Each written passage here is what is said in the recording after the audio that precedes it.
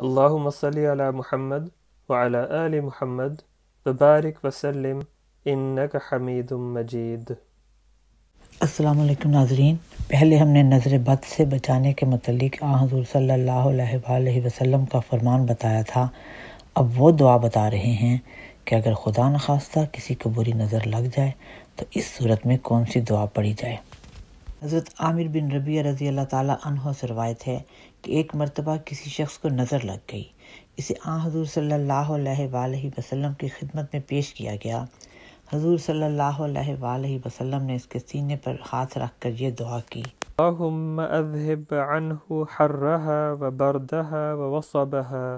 ترجمہ یہ ہے: اللہ کے نام کے ساتھ دم کرتا ہوں، اے اللہ اس سے ہر قسم کا بد اثر گرم و سرد زائل کر دے اور اسے اس مصیبت سے چھٹکارا دے۔ وہ بیان کرتے ہیں کہ اس دم کے ساتھ ہی وہ شخص اٹھ کر کھڑا ہو گیا۔